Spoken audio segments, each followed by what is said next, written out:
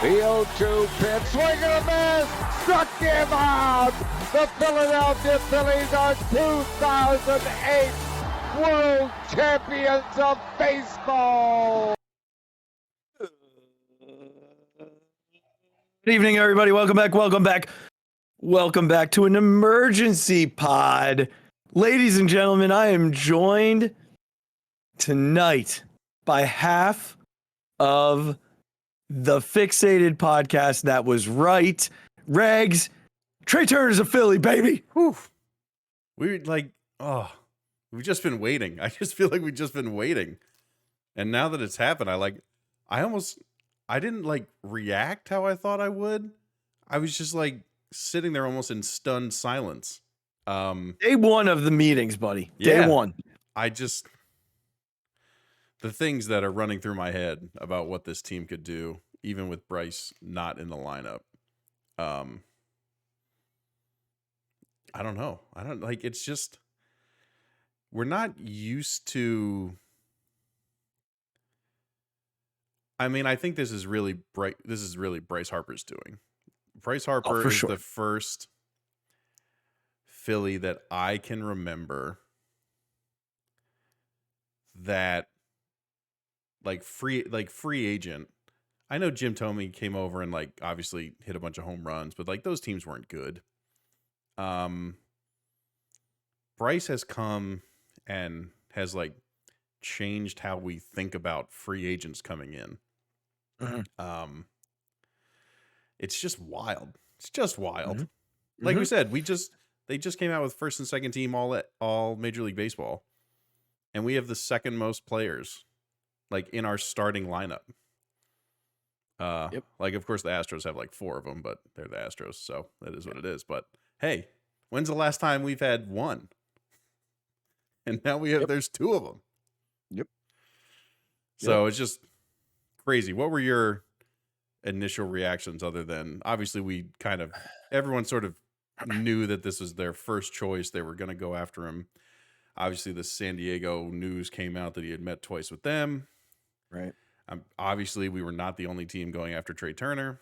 What did you think when it finally became it's not technically official yet, but everyone is, sort of confirmed it?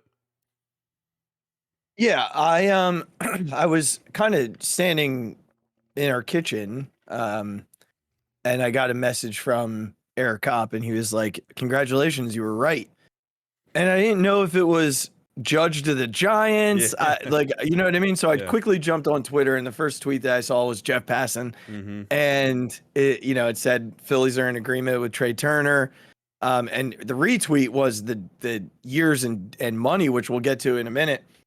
And I think my first thought was really calm, subdued, yeah, we got our guy. And it feels like we've gotten our guy every year of free agency since Bryce. Yeah. 2019, we got Bryce. Or no, 2017. Sorry. Wow. That was way off. Or 18. When did we get when did we get I can't even, was it 18? 3 it all runs, it's all running together right now for me. 3 years ago, right? He just finished his... So I feel because then we got Zach Wheeler going into 2020. So that was the 2019, 2020 offseason. So I think it was 18, 19 was Bryce. 19, 20 was Zach. And then I'm I feel like every year they seem to land their guy. 2021 was JT. And then last year was Schwarber and Castellanos. So, this year they went into it and Trea Turner was the guy. Yeah. There was no secret. Yeah, they said they were going to meet with all these guys and they would have been fine with Dansby Swanson. They weren't going to be fine with Dansby Swanson. That was the last resort. I think they would have been fine with Carlos Correa. Sure. Right? And they needed a guy who was going to play defense, was going to hit for average, has some pop, has speed, and that's who they got. And again, I feel like for the Phillies, after you're a step away from the World Series, you're 2 wins away. This is the move you have to make to be considered, a favorite to get back there again. this makes your lineup very difficult to beat. There's just no hole. Yeah. Like you can say Brandon Marsh, but Brandon Marsh was like a 280 hitter for the Phillies when he got here. You know, that's only going to get better. He's only going to get better. And he's hitting ninth. Yeah. He's hitting ninth. He's a 15 home run guy hitting ninth. It's wild. This lineup is going to be better for the pure fact that Trea Turner adds another level of offensive threat that they did not have in this year in this year's lineup. Yeah. And yeah, of course we want to have Bryce to start the year. We knew that. This takes a huge weight off the shoulders of some of the other players, though. Yeah. To know that he's your guy. He'll also be playing in the World Baseball Classic, so we'll be able to settle in a little bit watching him there. When the time comes, we'll be able to enjoy a little bit of that. Regz, let's start with the deal itself. So, 11 years, 300 million. We don't know specifics of what he's making year to year, but ultimately, like at the end of the day, that doesn't matter for anybody other than Trea Turner. Really, what I think it's going to look like is the Bryce Harper deal. The Bryce Harper deal, in terms of salary per year for Bryce, drops as he gets older. Yeah. So he makes a ton of his money right now, which makes sense for Middleton to not pay him as much when he's 38 years old. Right. But really what matters for the Phillies in the long run is the average annual salary. Yeah. Or the value of the contract, the AAV. And for Bryce, that's 24 million. For Trea, that's 27 million. So let me get your initial thoughts, and then I want to talk a little bit about it. Your initial thoughts on the years and the money, now that that's at least available to us. We won't see the official breakdown probably for another, 3-4 days. Yeah. Listen, I think right off the bat, everyone just has to come to terms with the last 3 to 4 years of this contract aren't going to be fun. Like, they're just going to suck. Trea Turner's going to be 37 years old, 37 to 41 in the last 4 years of the contract. He's not going to be the same Trea Turner who walks into the, spring training down in Clearwater this year or next year. So as long as you come to terms with that fact, I just go into it thinking that's great. We just get to celebrate for a couple years, Trea Turner being a World Series champion for the Phillies. That's a sort of walk into the sunset. You should really look at this as like a 6 or 7 year deal. Really, probably closer to 6, since Turner doesn't have a ton of DH value, unlike Harper, who could, just be Albert Pujols for the rest of his life and just DH, wherever he wants to go. So I think people freak out about the length. I think you just I saw it, and then I saw the average annual value stuff, and all it said to me is that they've had this sort of plan with these players, and they've been able to convince 2 top tier free agents to take probably more years than they were thinking in order to give them wiggle room during their true window, which is the next 5 to 6 years. Like, that's all fans should be focused on, is the next 5 to 6 years. Anything after that, like, that's not the window we're talking about here. They did this so that they have some flexibility to continue to go and find players that will help them win in the next half decade. And the fact that they've been able to convince Bryce and Trea to do this is like, I don't know how they continue to do it, but they do. It's another sort of feather in the cap of Dombrowski, like coming up with this sort of strategy and being able to convince these guys that this is how we want to do it and how they should do it. So I was not concerned about the big 11 years. I think keeping it under, like you said, the average annual value is 27. I think when we talked about it, like you even said, Trea Turner's a $30 million a year player. So the fact that we kept it under that number, is amazing. in my eyes. I just think you have to think about this more than just the number on the sheet of paper. You have to truly think about what this is. Like, yes, these long contracts never work out in the last couple years. They just don't. And that's fine. We didn't sign Trea Turner for 38 to 41. We signed him for 29 to 35. So I was fine with it. Like I said, once I saw it was under 30, I was thrilled.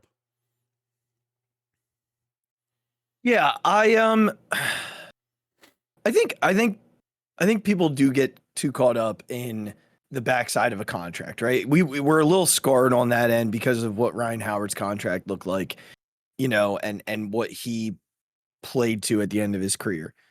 Here's one thing that I just want to highlight. The one skill that I think we see deteriorate in Trea Turner throughout his contract will be his speed. Speed just doesn't play that far in your contract, right? I don't anticipate him playing shortstop when he's 40 years old. Right. But here's one other thing that I feel like people sort of ignore. He hits the ball really well, and his swing path, it's really quick and short. That's not going to go anywhere. Yeah. Like, he could age really well, excuse me, in the hit tool. Mm-hmm. And, Barry Larkin aged really well. There's no reason why a guy like Trea Turner, who has a very similar skill set, can't age well either. This is a dude who's going to steal a ton of bases for you. A ton. Yeah. He's going to hit for really high average. Regz, like, if you look at his career and his numbers since he's become a major league ball player, I'm going to quickly pull it up. The guy has never hit in a full season of playing Major League Baseball, has never hit below 270. That's, yeah. I mean, we don't have anybody who's done, and I'm not saying, oh yeah, he's hit 275. Here are his batting averages from 2017 to 2022. And again, I'm not a big batting average guy, but people want to complain that we don't have enough guys who make contact. Yeah, right. Here you go. 284, 271, 298, 335, 328. And this year, ho-hum, 298. In 160 games. Yeah, and now he's had years where he's been, so like the 360 or 335, sorry, that was 2020. That was the shortened season. Yeah. He played all 162 games in 2018 and hit 344. Or I'm sorry, 271. That was the year at 270. The following year he played 122 games and he hit 298. In 2021, between two teams, he played 148 games and hit 328. Last year, he played 160 games and he hit 298. The on-base percentage is high. Like, it's always 340 or higher. In 2021, it was 375. His OPS that year was 911. Like, this is a guy who changes the dynamic of the offense. And we didn't even talk about his ability to steal bags. Yeah. 2017, 46 stolen bases. 2018, 43 stolen bases. 2019, 35 stolen bases. 2020 only had 12, but that was a shortened season. 2021, 32 stolen bases. 2022, 27 stolen bases. And again, I think with the rule change and the bases being a little bit larger, I think you see him probably steal 40 to 50 bags easily this year. Yeah. 40 to 50 bags easily.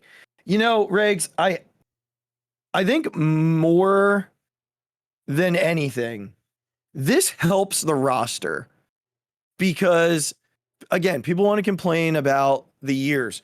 Okay, if you do the what we initially thought, right? What I initially projected him at, it was going to be $34 million a year. Yeah. Just Regz, that leaves them with about $22 million to spend the rest of the offseason. right. So those same people who are complaining that, oh, this is too many years, you're also the one saying, well, we need a starter. We need more relief help. Well, that's what this deal does for you. Yeah. Not just this year, but for the next decade. Right. This deal is going to look like nothing in 10 years. I was about to say, yeah. Just think of the money that's going to be going out. Look at 10 Bryce years Harper's from now. deal. That's just going to be. Look at Bryce Harper's deal. It's already a bargain, and we're 4 or 5 years into it. Yeah. $24 million is nothing in this market. Yeah. Did you see what the Mets gave Justin Verlander today? $42 million.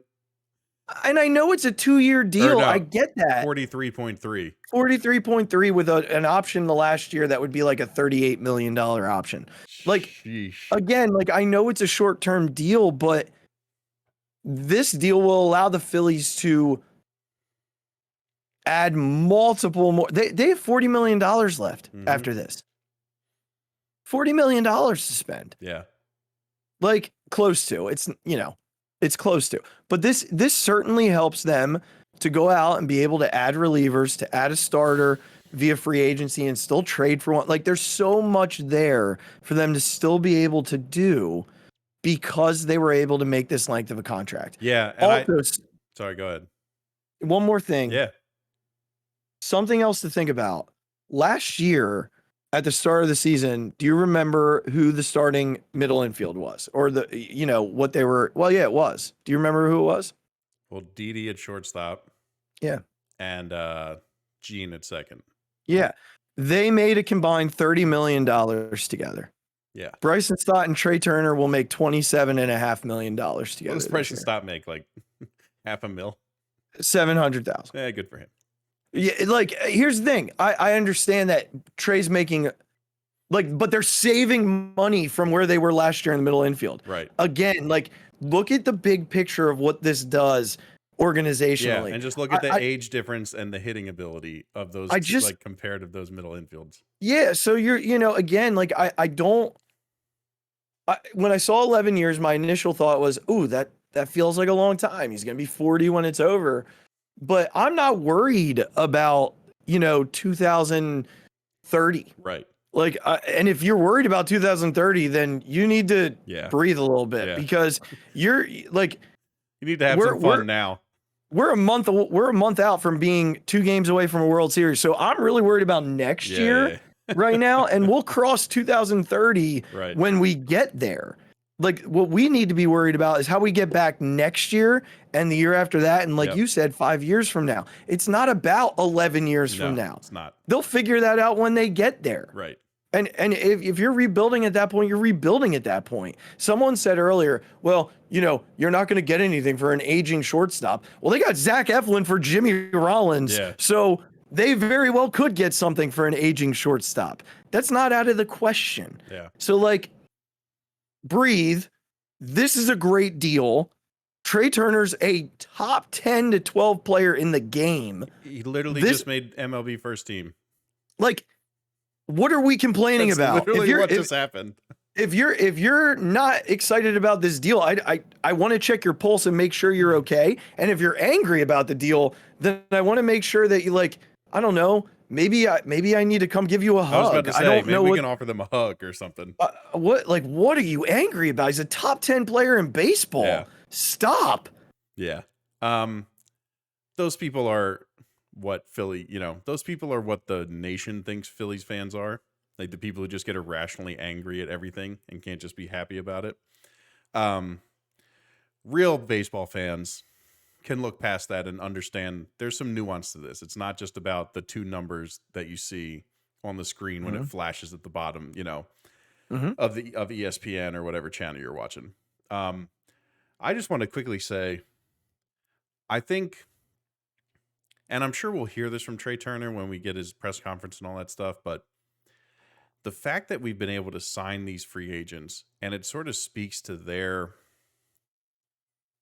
character's the wrong word, but their sort of desire to want to win, to take these extra years and take the less average annual value. Like Bryce Harper should be the highest paid player on any baseball team he's on. Just for his actual value, right? In 3 years, he is now not the highest paid player on this team and will not be for the rest of his contract. But that dude comes in and works his ass off to help the Phillies win. And I think Trea, of course, like, again, these guys are out there to make as much money as possible. That is their goal when you're a professional, athlete with these contract negotiations. They've been able to see the value in making a little less money, like, on the sticker, to allow the team you're going to some leverage to be a better baseball team. And ultimately, it comes down to winning. So I love the fact that those are the guys that we're getting. Like, I think it speaks a lot to that's the type of player that is coming in here. And I think Schwarber is the same way. I truly do think Castellanos is the same way as well. I think he's going to come in pissed that was his first season with the Phillies. And he hit like that. So it's great that we're getting those types of players that are, as far as we can tell, putting winning as the top priority on the list.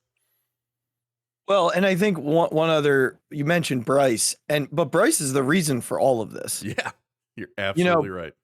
Bryce coming in and taking $24 million AAV is the reason why we got JT Realmuto to come back at the number he came back at, and why Kyle Schwarber is a Philly and Nick Castellanos is a Philly, and now Trea Turner is a Philly.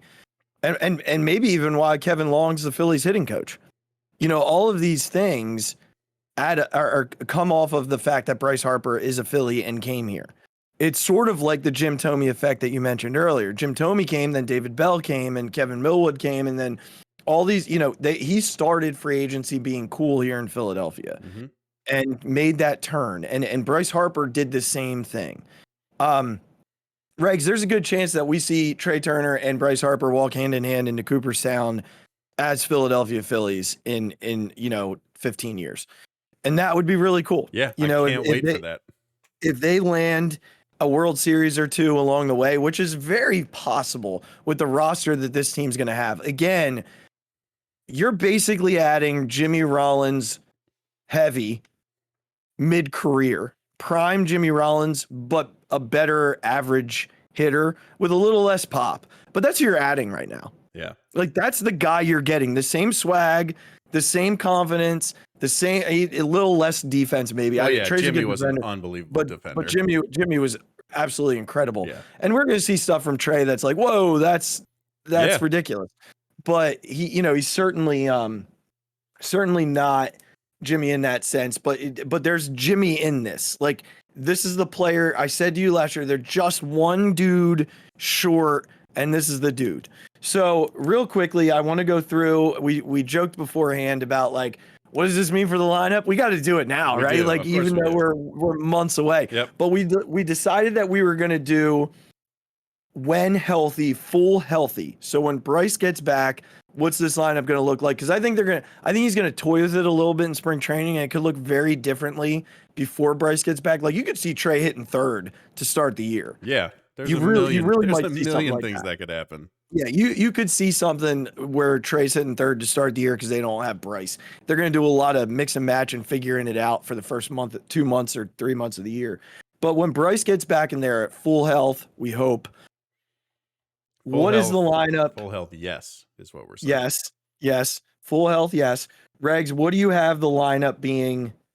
Roll through it for me. All right. I'm going to write it down as you go. Turner, Schwarber. Okay. Bohm. Okay. Harper. Okay. Castellanos. Okay. Stott. Hoskins. Realmuto. Marsh. Okay. Oh, very different lineups. I mean, we could not be further from one another. I'll explain a little bit if you'll indulge me. Go, please. Yeah. I know this is going to be a big one that we're going to not argue about, but have a good discussion about the whole who should bat first. Mm-hmm. Someone made a great point again on the MLB channel saying that, like, 26 of Schwarber's 46 home runs were solo home runs. Just give me someone who can get on base before him. And then we were talking a little bit before the show, like, but Schwarber doesn't make a ton of contact. He will strike out. Well, like, okay, if Turner's on second base after a single and a steal, I'm fine with Bohm and Harper coming up. Like, we'll figure it out from there. That's fine. But like, there's going to be a lot of nights where Turner gets on and then Schwarber hits a 2-run homer instead of a solo one. I'm taking that sort of same approach with Bohm. I think you could put. I don't like the idea of putting Castellanos there. I think Castellanos was brought in to protect Harper, and I think that's where he should stay, is after Bryce. But we saw Bohm have a good year, good year hitting last year, just making good contact, making some great contact to right field.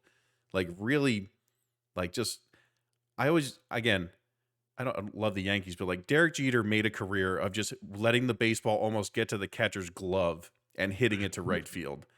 And Bohm is obviously not Derek Jeter, but last year I saw a lot of him like letting the baseball like get to him and then just hitting a lot of really solid balls to right field. Yeah, he's really good at that. So I like just, again, his ability to make contact with, like you said, if Turner is just going to get on and steal bases, Schwarber is going to be that lightning rod. But then again, you have a guy coming up who can get on for Harper.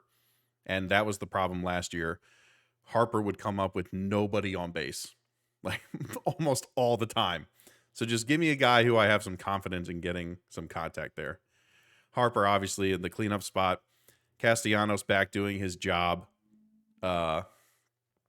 protecting Harper, hitting like he should. I'm hoping Nicky has a big bounce back here. And then this one, I just love the righty lefty. How this lineup can switch that back and forth through the top 6. I think this is where you could mix it up, this sort of Stott, Hoskins, Realmuto area. You could put Realmuto after Castellanos, and then Stott and then Hoskins. You could move this around a couple times. I just like that righty-lefty.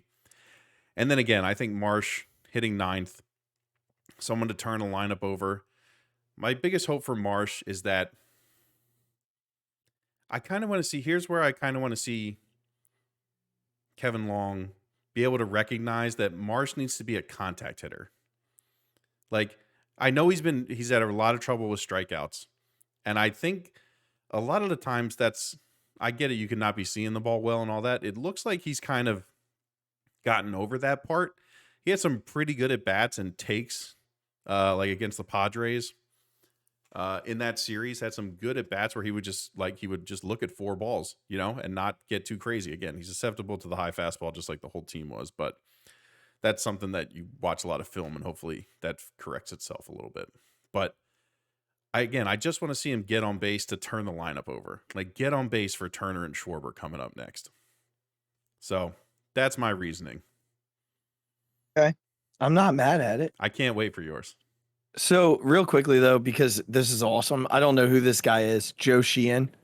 I have no idea who he is, but it's just awesome because I was scrolling Twitter, and this is his tweet. Trea Turner is a dead perfect match for Barry Larkin through age 29. Once you account for Turner missing 100 games to the pandemic, Larkin was NL MVP at 31 and averaged 6 wins a year from 30 to 35 strike year adjusted. This signing rocks. Hold on one second. You should have a podcast or something. Just a little tip of the cap. Joe, I don't know who you are, but I love you. Someone should give you a podcast with all these takes that you get right. Yeah, how about it? Take it in a heartbeat. All right, here's my lineup. Kyle Schwarber. Yeah, I did it. Trea Turner, Bryce Harper, Nick Castellanos, JT Realmuto, Bryson Stott, Alec Bohm, Rhys Hoskins, Brandon Marsh. Okay. So let me go here. And I know people are like, oh, Kyle Schwarber he needs to be hitting down in the order. There's too much power. Here's what I'll tell you about Kyle Schwarber. He hit how many home runs this year with the dude who strikes out 1 million times behind him? 46 of them, I believe. Right. Yeah. In the regular season. Yeah. Imagine him with Trea Turner hitting behind him and a pitcher getting to Kyle Schwarber in, the 7th inning with a 1-run lead and runners on second and third with 1 out.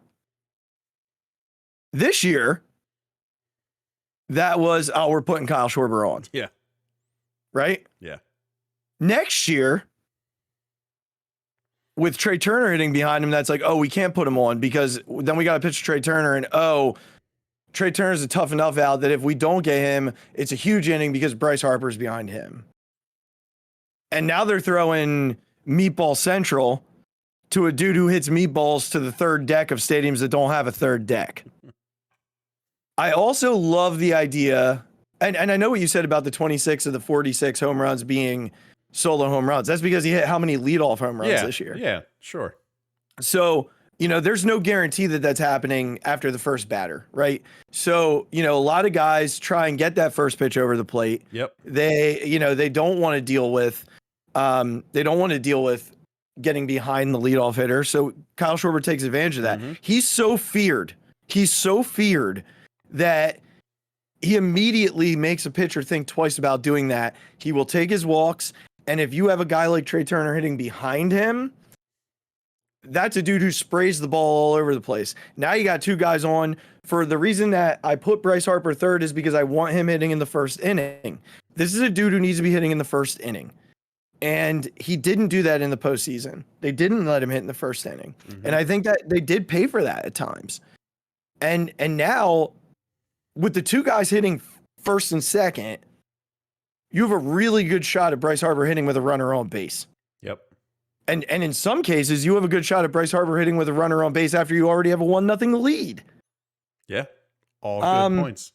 I forgot to bring this up on my thing, but another reason why I did the Turner Schwarber is because, again, I heard another fantastic point that if Turner gets on with the no shift and they have to hold Turner on, just think of the hole that exists, right? Into right field for Kyle Schwarber. That should still become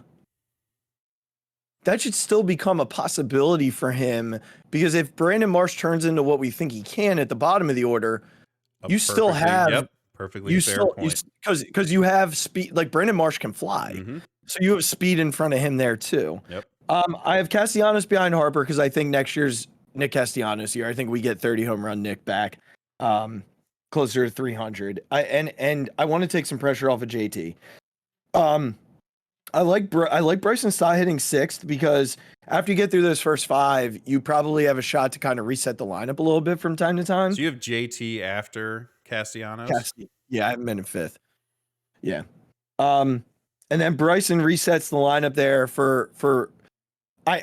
there's part of me that feels like I would want to switch Bohm with Hoskins and have Bohm hit 8th, only because Hoskins hitting before Marsh, I feel like you have to have somebody else who can hit really well behind Hoskins so that they just don't throw breaking ball low and away, breaking ball low and away, breaking ball low and away. Yeah. They have to think about it, but I don't know. I feel like I think what we're getting at here, Regz, not to belabor this because we're so far away from this happening, but there are so many options for this lineup. Yeah.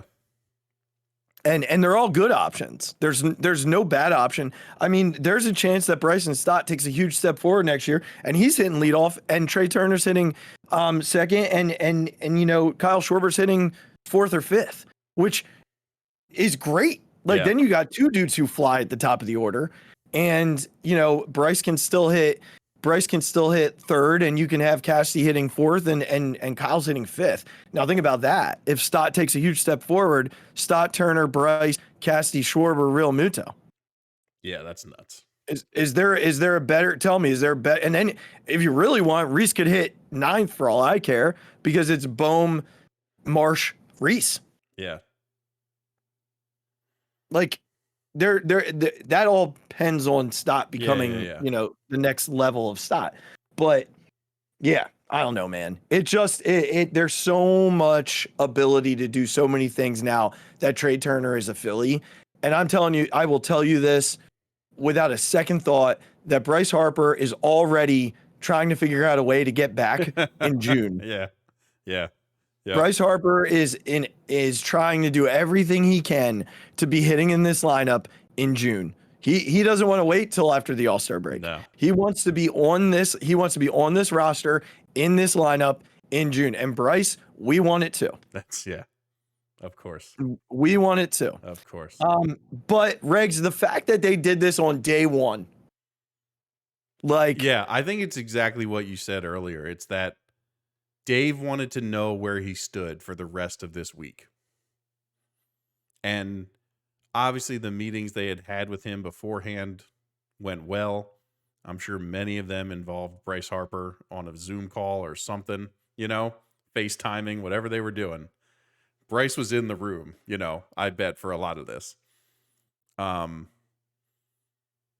I think it's exactly, you put it perfectly. Dave wanted to know what he had, okay, now we hit the big ticket, this is what we were working for.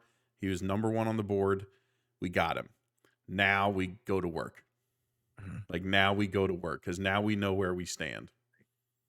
And now we just get to sit back and watch the man do what he does. Yeah, and I think, that's where I wanted to start. This reminds me very much of what he did when he got to Boston. There was a team who was close, and he put him over the edge. And he I think he thought we were probably not this year, but next year World Series contenders. We got hot. We were a better team than most people thought we were. The right thing started to click at the right time, and now he's adding that final piece. And that's what he did when he got to Boston. He traded for a closer when he got Kimbrel. He went and he added David Price, and then the next year he traded for Chris Sale. And I think we're still, we're still like a heartbeat away from those sorts of things, but he's not done. He's got about $40 million to play with. He's in a good place in terms of what he has financially, and he's got his number one target off right now. And so go ahead. I think a lot of it also, I even think he might in his head think next year we'll really know with all these young pitchers coming. I think that's the next sort of shoe to drop is how we see these young guys come up and how they do. And then he's really going to have an unbelievable sense of what this team is and needs. That's sort of the only remaining question mark outside of obviously getting some guys who can eat up the innings that Gibson and Syndergaard and Eflin threw. And then, like you said, just getting some pieces to complement the bullpen with this sort of, Thompson style of bullpen that he likes to do, this sort of matchup based, you just don't have an inning. We're going to put you in when you're the best matchup that keeps us in this game. Which kind of leads us to what's next here, because, I there's part of me that still thinks they trade for an ace this week. I still think he's going to do it, but I wouldn't be surprised if he went and signed like a mid-tier starter to go along with that. I just believe that he feels they need more pitching, and he went and got his flyer on the offensive side. I think he's done there now. The lineup is set. They have their bench. There's still depth that they can pull from when they need it. But, his press conference tonight, they talked a little bit about that reliever piece, and they asked him if he's adding a closer, and he said, I don't think so. We that's not the way we go. We don't go by closer. We're kind of a mix and match thing. Because I had talked to you right before we started recording that I thought maybe a guy to look at was Liam Hendricks. But he's a set closer. Yeah. And I think they're looking for more of a Alvarado Dominguez type where they can mix and match inning wise. And that's okay. There are guys like that out there, guys you take flyers on. There are 4 pieces in this bullpen that I consider locks right now. I said that on our, Dream Offseason show. And that's Bilotti, Brogdon, Dominguez, and Alvarado. Those are your locks. They could use another lefty, and they can probably lift somebody internally from a couple of different vantage points, but they're in a good place to add. in the Yeah. bullpen for sure. I think Andrew Chafin's a name to look at. He's available, and I think he would fit really well. Yeah, I think at this point, like you're looking, I don't know if it makes it easier or harder, but like you're just looking for stuff. Mm-hmm. You're looking for guys who just have good stuff. Like, and then I don't know if it's more or less pressure to sort of not know when you're going to come in. I would maybe, I don't know. I know some, like you said, a Liam Hendricks is the one who loves knowing that he's the closer. Like he's not a guy who would fit well in this system. He wants to have the ball in the 9th inning. Like that's what he feeds off of. And our bullpen, right, is full of guys who just, we'd say, here's the ball, go throw your best stuff. Like get the outs that we need you to get. So Right. It's looking for a different type of player, but it's also, you're just looking for the guy who has the best stuff. Right. And I think that's what they're going to do in the bullpen. They probably have 3 to 4 more spots to fill in the bullpen. I think they'll probably try and fill at least one of those internally, which means they'll take a flyer on a couple of veterans that are out there in the market, or maybe another Andrew Bellotti type. You know, Bellotti seemed to gain a lot of confidence in the postseason and was really good for them in his usage in the postseason. So it wouldn't shock me if that were the case. Here's the other thing. We talked about starters. Trea Turner comes with a qualifying offer, which means they lose a pick. If they took another guy with a qualifying offer, they lose a pick plus international money. Here's a Dombrowski quote from tonight when asked about signing 2 players with a QO attached to them. Probably not very much likelihood in terms of likelihood. One seems like a lot already. I don't think we'd have much of an appetite for that. Not saying we never do it, but I would say there's not much of an appetite. So, you know, a guy like Nathan Eovaldi is probably off the table. A guy like Carlos Rodon is probably off the table. You know, there are a couple of other names out there. Bassett off the table. Here's a name to keep an eye on. Jameson Taillon. He pitched for the Yankees the last couple of years, was really good for them.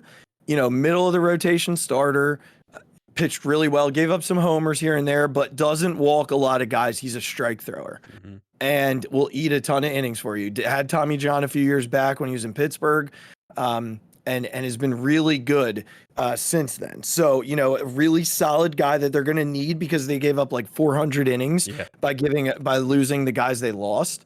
So they have to find a way to fill that, and he's a good start. And again, I think an ace is another potential here. So, you know, if you think about where they're at rotation-wise right now, they have 3 guys. You know, I also talked in a previous show about Jose Quintana. He's another one that can make a lot of sense for them because he doesn't come with a qualifying offer, and he's a veteran who could fit nicely into the middle to the back end of the rotation. But if you really want to get fancy here, you go and trade for that ace this week. I said to you before the show, and I believe this, they're going to come away with at least 2 more guys this week, 2 more usable guys to put on the roster. And I firmly believe that. Right now, I think the 40-man's at 39, but there's a dude that they just took from, I want to say Minnesota, Cave. He's an outfielder who, you know, could easily go. And there are a couple of other players, especially a guy like Johan Rojas, who's on the 40-man, who, if you trade, clears a spot. Yeah. So a lot to happen this week. I think they got done with Trea Turner early because they want to be able to just move along knowing they got their biggest hole filled. And now he focuses the next 4 days on filling those other voids. And that's going to be it because these are the easy ones for him to fill. There's plenty of options out there. He wanted the number 1 guy. He got the number 1 guy, Regz. Simple as that. That's right. So, Regz, we're going to kind of leave it there tonight. I don't know that we have much more to say. We're going to do another plea tonight, Regz. I love it. I don't even know. I'm not even going to go too much into a fixate. You ready for the fixated? I'm ready. Trea Turner. That's what like I'm fixated on. I'm not going to go further than that. I'm just fixated on Trea Turner. God, I can't wait. I know. Oh, I'm so excited. So here's our play. It is winter meetings week. One of my favorite GMs in this city's history. I talked to him once on Sports Radio 610 WIP on a pregame show, or actually a rain delay show. He was a guest on after he traded for Hunter Pence. Called in, talked to him, thrilled about it. Rube. It's winter meetings week, man. Come on the show. Join us. Let's do a segment. Let's talk a little bit about what the Phils need. We'd love to have you. Still will always be one of my favorite GMs. You brought one of my all-time favorite Phillies over to Philadelphia when you traded for Roy Halladay, and you will always be at the top of my list because of that. I know Regz and I share that we would love to hear your thoughts on the construction of the roster and just where Dave's heading and what your thoughts are on this team. So if you're willing to give us a few minutes, Rube, we'd love to have you. We would love to have you. We would love to have you on the show. What a perfect person to give some insight into what's going on in San Diego right now. Yeah, and honestly, like wrapping up the week would be a perfect time to do it. So, Rube, if you can give us some time, we'd love to have you. And there's always Phixated merch. We'll send you some merch, man. That's right. Neither of us are wearing it tonight, Regz. It's in the washer. Yeah, mine is too. Both of Don't them judge us, Rube. The sweatshirt and the pullover are both in there. Listen, don't judge us. We've got plenty of merch, and we'll send you whatever you want. Hoodie, a pullover, polo, a hat, whatever you want, man. Just come join us. Give us some insight. We'd love to have you. We'd appreciate any time you can give us. For all of you that are listening to us tonight, though, thanks so much for checking in with us. Appreciate your attention to the emergency pod. We promised you that if they made the big move, we'd give you the pod. We'll keep updating if there are any other moves throughout the week that are, worthy of us stopping everything we're doing and bringing you an episode. If it's a minor move, I'll probably just do a quick clip and put it up on all of our social media platforms. Yep. So that's a perfect lead in to what I'm going to say. If you aren't already doing it, follow us on Instagram at BNB Pod. You can follow that same handle on Twitter. You can follow the show itself at the Phixated Pod. A lot of tweets this weekend from the Birds game, which we'll highlight on Thursday night. You can follow me at the Mic Drop 5 on Twitter and Regz at Big Regz with a Z. Make sure you hop on the Phixated fan page where we had some interaction after the Trea signing tonight. And of course, as always, check out the merch. Rube, check out the merch. Let us know what you like. Let us know what you like. We'll send it to you. Guys, we appreciate you listening to us. We love you. Take care of yourselves. Have a great rest of have a great Tuesday, Wednesday, and we'll talk to you on Thursday night. But we appreciate you listening. Take care. Be good. Be kind to someone. Go Phils. Welcome, Trea Turner. We're so happy to have you. We'll talk to y'all later. Go Phils. Oh, my God. Deep to right field. Way up there and way out of here. The Philadelphia Eagles are Super Bowl champions. Eagles fans everywhere, this is for you. The 0-2 pitch, swing and a miss, struck him out. The Philadelphia Phillies are 2008 World Champions of Baseball.